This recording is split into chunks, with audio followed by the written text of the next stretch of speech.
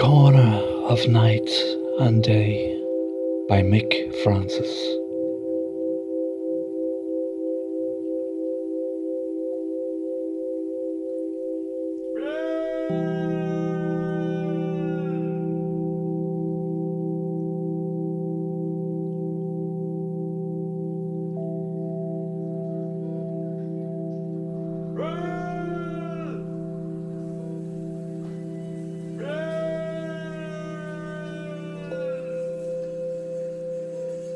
Night and day hollers in anguish from room 17.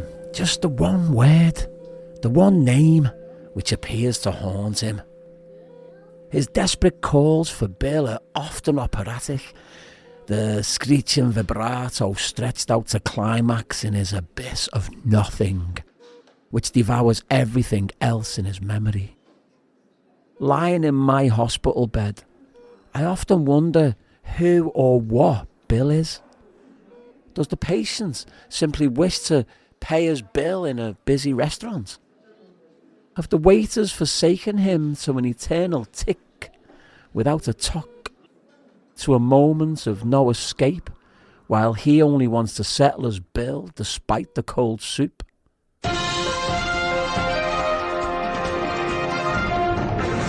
Meanwhile, reports are coming in from the twilight of transition of a pile-up of shattered dreams on the corner of Night and Day. I shuffle to my window on the 4th floor to view the emotional carnage on the street below. A young couple saunter along the street, carrying guitars over their shoulders like rusty rifles out of ammo. The musicians lack any hint of a swagger in their walk. A musician's swagger is earned. It comes from success, not necessarily the success of selling, but more so the success of making the girl standing by the stage all night believe that the song you were singing was written just for her. That is a swaggering success. It was their debut gig tonight, and they totally blew it. Her guitar was out of tune, his, now minus 2 strings, broken in frustration, as she was often out of time with him. Despite the downers of the night, they plan to conquer the world together before they pause at the traffic lights and share their first delicate and delicious kiss.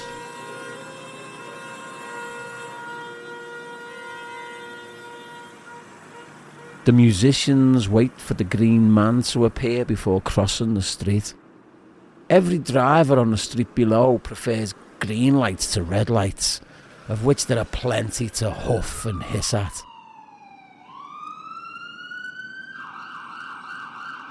An ambulance speeds to the scene, coming to a halt on the corner of Night and Day. Darkened office windows become illuminated like vertical discos, reflecting the urgent pulse of red and blue lights as a victim is taken on board the chariot of life. Others, dazed on the pavement, are treated by angels in disguise who most likely work wonders in this hospital. The victim in the ambulance is a young man going bald before his time.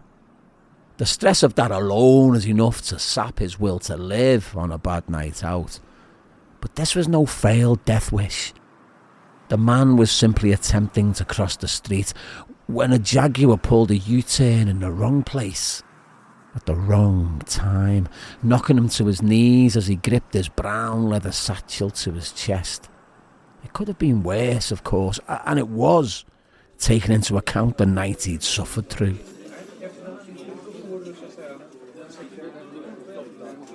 The dinner in a swanky French restaurant with his potential future bosses was a strange affair.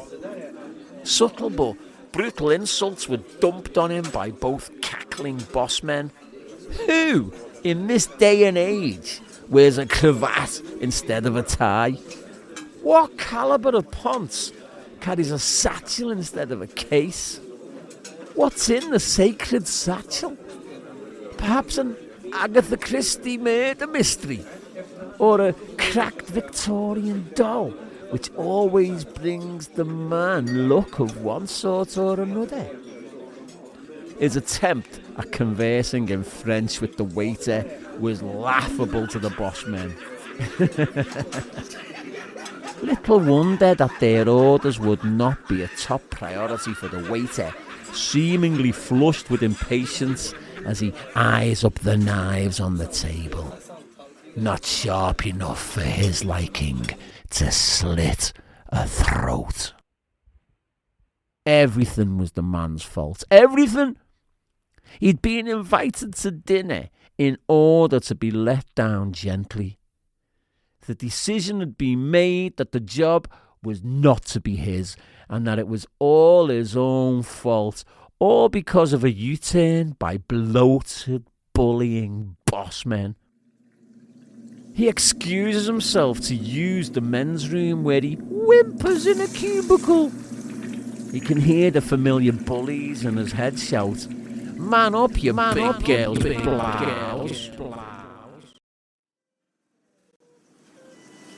There's a sudden scurry of activity in the ward, which is most unusual for 3 o'clock in the morning. Through the blinds of my window to the corridor, I can see nurses running past, mostly in silence, indicating that they know the drill. Then, from 2 rooms away from mine, I hear Rachel, one of the head nurses who I'm most fond of, shout, "She's flat. Flat. She's flat." I wondered for a moment if that was a crude assessment of the patient's bosom. Blamed that on the mix of meds and lack of sleep. The patient had flatlined. She was deceased. I had heard her wailing in agony all day as nurses attended to her, and then the wailing had suddenly stopped. Every nurse in the ward is gifted in knowledge and compassion, taking charge of any situation. Dim the lights in the room, comb her hair, make the bed up, phone the next of kin right away. When they arrive, I'll handle it from there.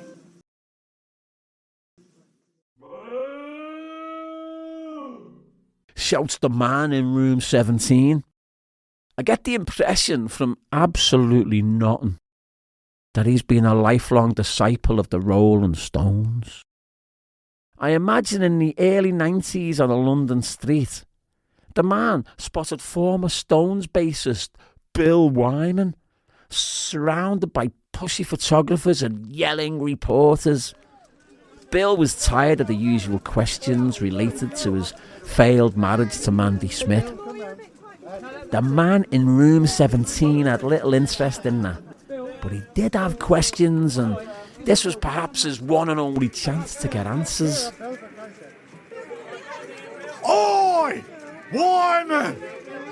Why'd you leave the Rolling Stones? Is archaeology and cricket more exciting than being a Rolling Stone? Bill! Bill! Bill, can you come round and still in a bit, please? Cheer up, Bill, for Christ's sake. The nurses in the ward seemed to be oblivious to the desperate shouts coming from room 17. I have mentioned it in passing, suggesting that the man may be in need of a different kind of ward for help. To be told with a fragile smile that all the madhouses are filled to capacity. I don't for a moment doubt this. I also care for the man, and often think of him, perhaps a little too much at times, as a distraction from my own alarming situation. Some patients don't care at all for the man in room 17.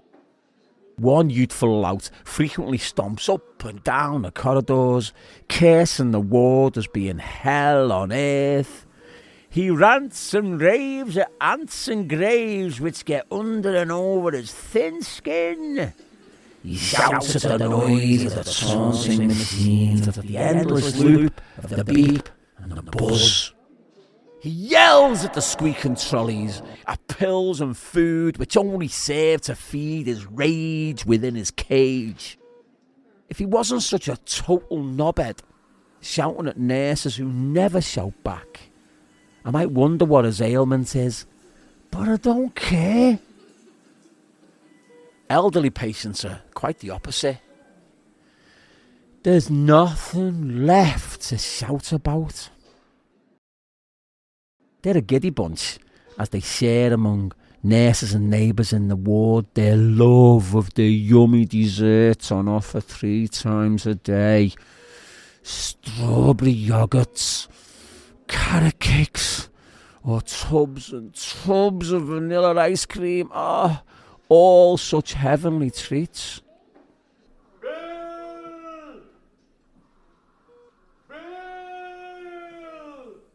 Shouts the man in room 17. The anguish and sheer torment of his recurring calls suggest to me an early trauma in life.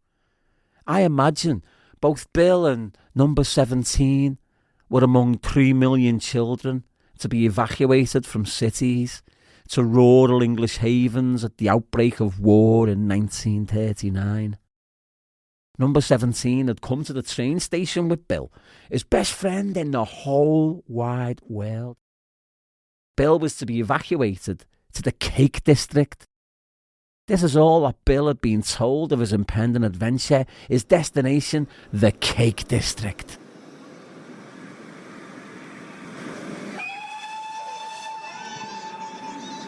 Amid the mayhem, the fear, and the excitement on the platform, Bill boarded the train, which was packed beyond capacity. Number 17 would have to wait for a different train, taking him to a different destination, somewhere or other. Perhaps to the moon or to Mars, he hoped. As Bill's train left the station, he half-heartedly waved his gas mask out of a window and wept a torrent of tears for his best friend. He was roaring his name from the platform. Bill! Bill!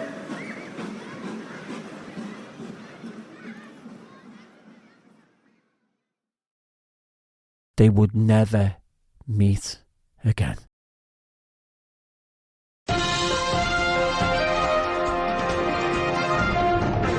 Down on the corner of Night and Day, 2 men with basketball bellies are merrily wobbling their way home after a night of banter, booze and bullying. They proudly hold aloft a glistening silver cup, for they are the champions of a darts tournament which had been hosted at Bar Night and Day.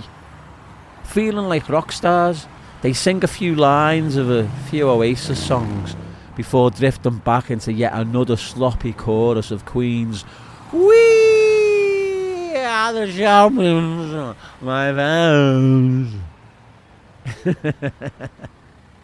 All is well with the world until they argue over which of them will be taking their treasured trophy home with them tonight. They eventually settle on a plan born from nothing less than drunken genius. They shall stay together for a week or longer, preserving the entire family unit of Daddy, Daddy-O, and cute baby Trophy. One of the lads is recently married, and the newlyweds are renting a snugly compact apartment.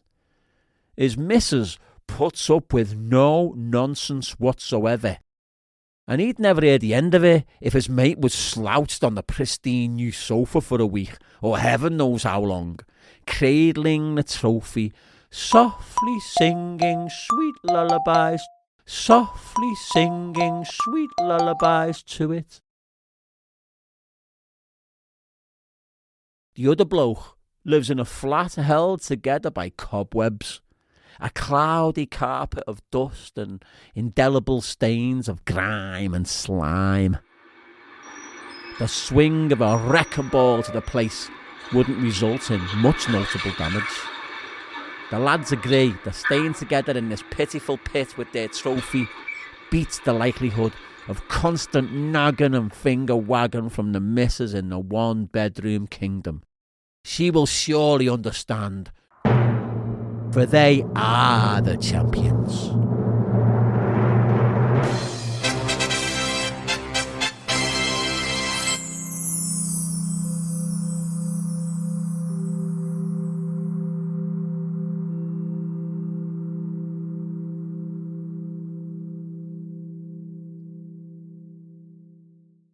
The first lesson for lost souls in a city at night is to not appear to be lost. I quickly learned this lesson while living in New York City. At night, I would aimlessly ramble in awe through Midtown Manhattan's towering canyons of commerce and carnivals of neon light. I would also roam around downtown Manhattan among the crackheads, deadheads and dive bars. Keep your head locked straight. Let your eyes assess the environment. Walk at a brisk pace, but not too fast. You have nothing to run from. You know precisely where you are and where you are going. You're not afraid of the dark. The dark is afraid of you. I gazed down on the corner of Night and Day to see a solitary soul, so obviously lost, while across the street a hooded shadow leisurely rides a bicycle up and down again, making little effort to disguise the fact that he's stalking his prey. He moves in for the kill, but backs off as the lost soul bumps into a gang of staggering girls who've conquered the town on a hen night. All the girls are draped in shiny pink sashes displaying the words, "Play loud with Sexy Sadie." Play loud with Sexy Sadie. While the leader of the pack is also adorned with a toilet seat around her neck. The lost soul recognises a couple of the girls who had earlier been dancing and prancing atop the bar of Club Night and Day. With spellbinding delight, he had watched them dance, and perhaps with that all-consuming distraction at play, his phone had been stolen. He now tells the girls that he is lost without it. They console and question him before some embark on a snarling rampage to hunt down the thief. Hunt down the thief. Hunt down the thief. Hunt down the thief. Hunt down the thief. Hunt down the thief. Many men will be frisked and whisked into custody tonight. Sadie, the leader of the pack, links her arm around the lost soul, insisting that he come back to their hotel suite where they will figure it all out over shots. All is not lost.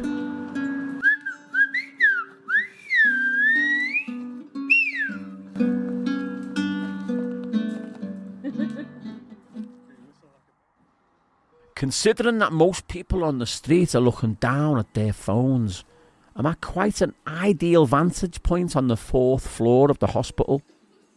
I could toss the ghost of Bill out the window and nobody would notice. I could be sharing the view with a naked nurse and nobody would notice. If I was so inclined to be a sniper, I could easily blast the wheels off Jaguars, those speeding cars which run red lights and pull U-turns in the wrong place at the wrong time.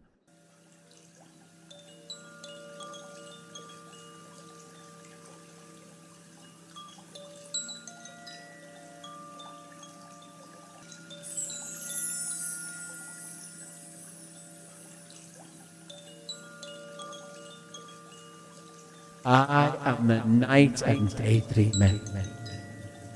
Wide awake beyond the twilight of transition to see another day dawn.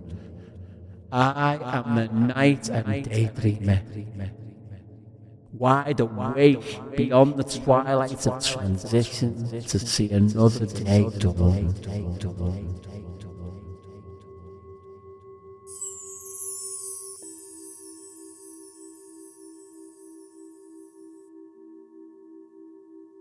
I relish me brief naps during the day, between visits from nurses and doctors who pop in to check on me, to tap and jab and stab my bubble of a belly, to extract more blood to be tested, to weigh me again, to deliver more meds, to check my blood pressure again, to hook me up to yet another slow drip, to again inquire about my stool. I rarely grumble, as I've brought this dire situation upon myself, and I will raise myself out of it in time with the help of angels dressed as nurses. I'll miss their cheery company. How I enjoy making them laugh at things they probably shouldn't be laughing about, but focused and fighting, I'm slowly but surely approaching the point of no return to this ward and my time in room 17.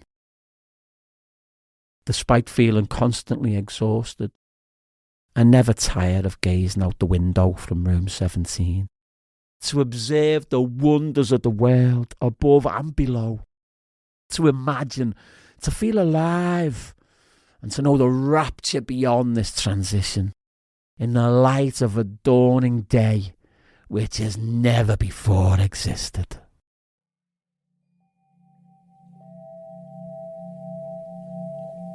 You slide on that slippery slope, stumble on the rocky road, you fall from a tethered tightrope under the weight of a crippling load. Beat up, beat down, in withdrawal to a sprawl, as hell's bells chime on time. Last call for alcohol.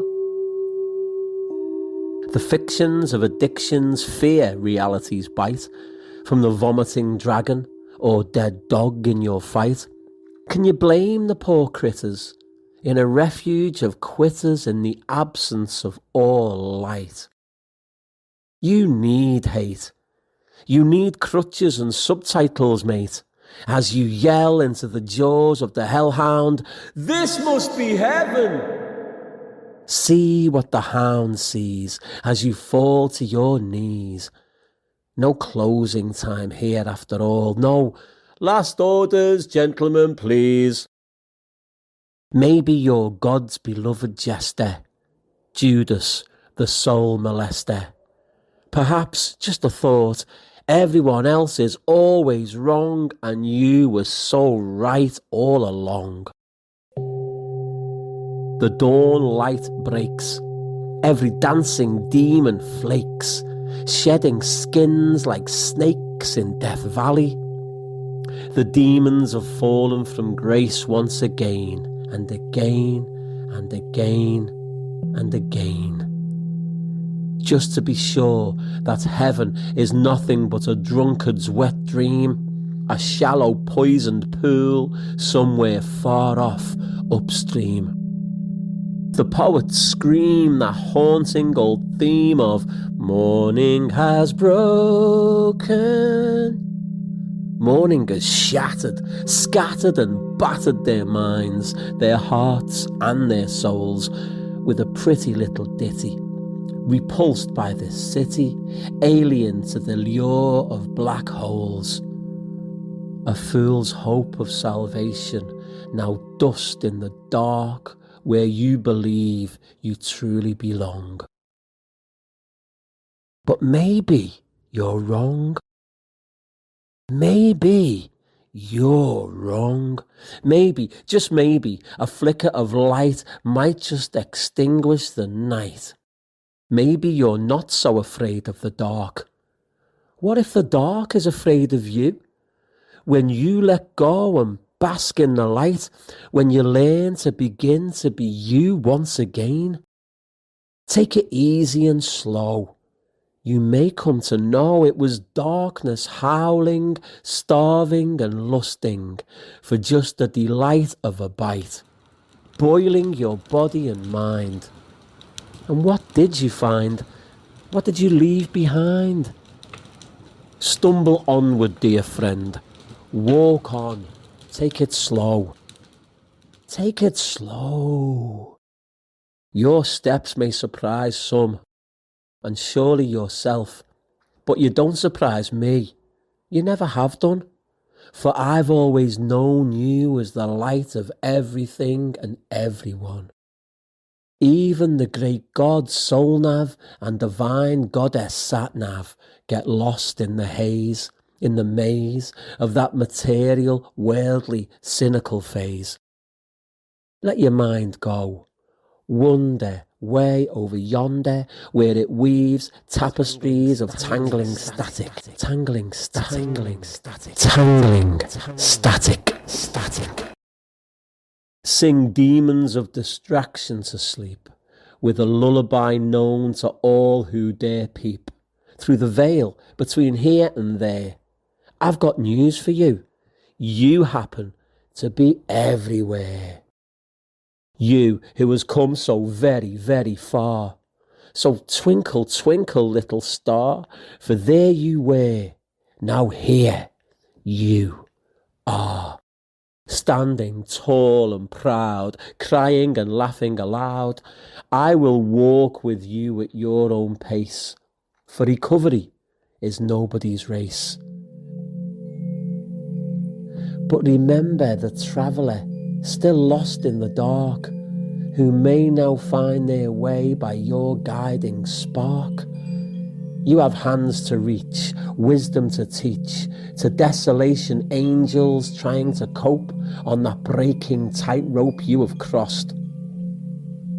Look back on this year of your deathly fear if you must, but be sure that you are here today, blessed with a voice and a choice.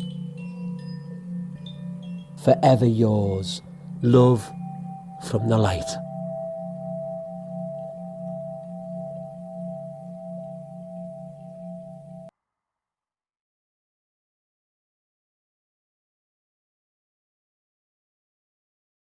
The Corner of Night and Day is written, directed and mixed by Mick Francis. Sound engineer is Blake John Emery, recorded in the Studio Beyond. The Night and Daydreamer is played by Tommy Calderbank. The Head Nurse by Abbie Reader. Sexy Sadie is Angela McCormick. And the voice from Room 17 is Mick Francis. The Corner of Night and Day is made in association with Make It Right Productions, CIC, and the Studio Beyond, Liverpool, CIC. This production is dedicated to the staff of the Royal Liverpool University Hospital.